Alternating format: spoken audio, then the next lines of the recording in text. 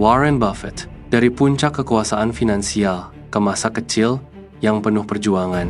Di ruang rapat yang tenang di Omaha, Nebraska, seorang pria tua berkacamata duduk santai sambil membaca laporan keuangan. Tidak ada jas mahal mencolok, tidak ada jam mewah, tidak ada pengawalan berlebihan. Padahal, angka-angka di hadapannya mewakili kekayaan yang lebih besar dari produk domestik bruto banyak negara. Namanya Warren Edward Buffett. Di usia senja, ia dikenal dunia sebagai Oracle of Omaha, raja saham, investor paling disegani, dan simbol kebijaksanaan finansial. Perusahaannya, Berkshire Hathaway, mengendalikan ratusan bisnis di berbagai sektor. Asuransi, energi, makanan, transportasi, hingga teknologi. Kekayaannya mencapai puluhan miliar dolar. Namun gaya hidupnya tetap sederhana. Rumahnya masih rumah lama yang ia beli puluhan tahun lalu. Sarapannya seringkali hanya burger cepat saji. Di titik puncak ini, dunia melihat hasil akhirnya. Namun, jarang yang benar-benar menyelami perjalanan panjang, sunyi, penuh kegagalan, dan disiplin keras yang membentuknya. Untuk memahami Warren Buffett, kita harus mundur jauh ke belakang ke masa ketika ia bukan siapa-siapa. Kembali ke masa gagal dan diragukan. Sebelum menjadi legenda, Warren Buffett pernah dianggap gagal total. Pada tahun 1960, ia mengambil alih sebuah perusahaan tekstil tua bernama Berkshire Hathaway. Industri tekstil Amerika saat itu sedang sekarat, kalah oleh persaingan global dan teknologi yang tertinggal. Buffett berusaha menyelamatkannya. Ia menanam modal, memperbaiki manajemen, dan berharap roda bisnis kembali berputar. Namun harapan itu runtuh. Pabrik-pabrik terus merugi, mesin usang, biaya produksi tinggi, permintaan menurun. Setiap dolar yang disuntikkan seakan tenggelam tanpa jejak. Buffett akhirnya menyadari satu hal pahit. Ia salah mengambil keputusan. Bahkan ia sendiri kelak mengakui bahwa membeli Berkshire Hathaway sebagai bisnis tekstil adalah salah satu kesalahan terbesarnya. Namun disinilah titik balik pertama terjadi. Alih-alih menyerah, Buffett mengubah arah. Ia tidak mematikan perusahaan itu. Ia mengubahnya menjadi kendaraan investasi. Berkshire Hathaway tidak lagi menjadi pabrik tekstil, melainkan wadah untuk membeli bisnis-bisnis hebat dengan nilai jangka panjang. Keputusan inilah yang kelak mengubah sejarah. Mundur lebih jauh.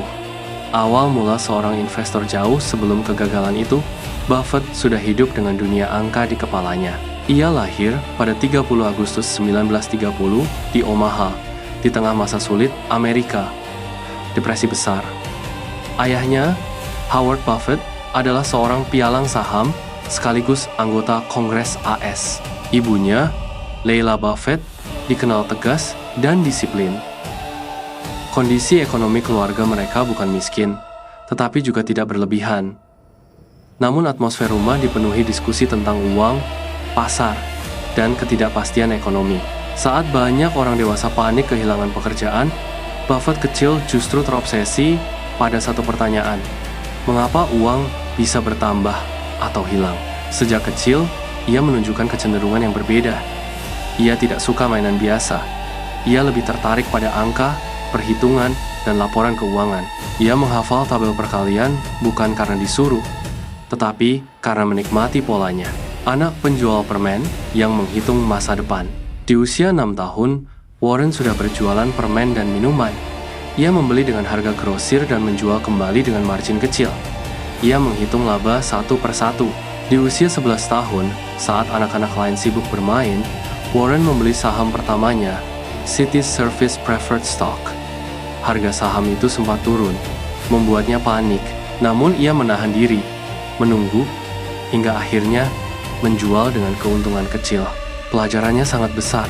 Pasar akan naik dan turun, tetapi kesabaran menentukan hasil. Ia kemudian mengantar koran, bekerja sejak subuh, mengumpulkan uang, dan membeli mesin pinball bekas untuk disewakan di barbershop. Sebelum usia remaja, ia sudah menghasilkan uang lebih banyak dari banyak orang dewasa.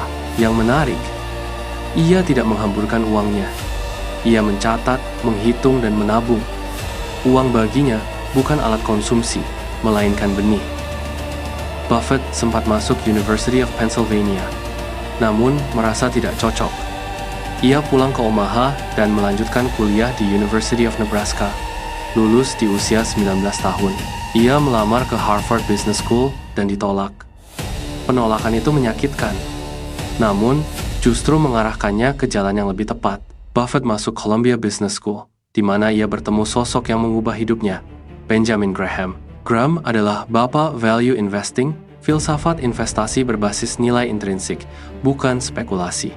Dari Graham, Buffett belajar bahwa saham bukan sekadar kertas, melainkan kepemilikan bisnis nyata. Ia belajar membeli perusahaan hebat dengan harga masuk akal, bukan perusahaan buruk dengan harga murah. Inilah fondasi filosofis yang akan ia pegang seumur hidup, membangun dari nol. Buffett Partnership. Setelah bekerja sebentar dengan Graham, Buffett kembali ke Omaha dan mendirikan Buffett Partnership Limited.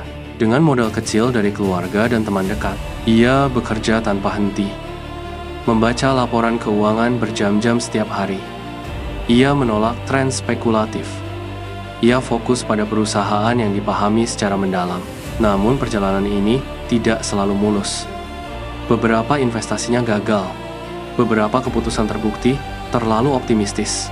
Buffett sering harus menjelaskan kepada mitranya mengapa keuntungan belum datang.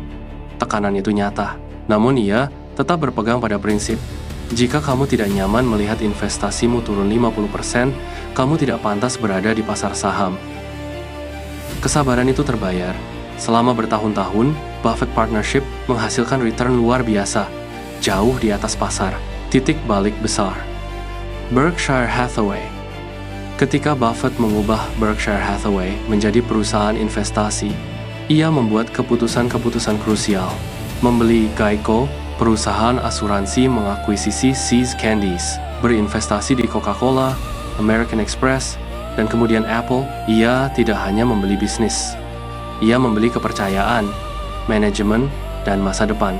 Ia juga mengambil keputusan langka di dunia bisnis, memberikan otonomi penuh kepada para CEO yang ia percaya.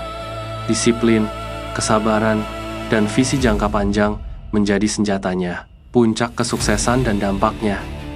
Di puncak kesuksesan, Buffett tidak berubah menjadi sosok rakus. Ia justru menjadi simbol kapitalisme yang beretika. Ia berjanji menyumbangkan sebagian besar kekayaannya untuk filantropi, terutama lewat Bill Melinda Gates Foundation. Bisnis-bisnisnya menciptakan jutaan lapangan kerja. Filosofinya memengaruhi generasi investor di seluruh dunia. Ia membuktikan bahwa kekayaan bisa dibangun tanpa tipu daya, tanpa spekulasi liar, dan tanpa mengorbankan nilai kemanusiaan. Pelajaran untuk membaca kisah Warren Buffett mengajarkan bahwa kesuksesan besar dimulai dari kebiasaan kecil. Kegagalan bukan akhir, melainkan belokan disiplin dan kesabaran lebih kuat dari kecerdasan semata. Visi jangka panjang mengalahkan keuntungan instan. Dari anak penjual permen hingga raja saham dunia, perjalanan Warren Buffett bukan dongeng instan, melainkan hasil dari waktu, kerja keras, dan keyakinan pada proses. Dan mungkin itulah pelajaran terbesarnya.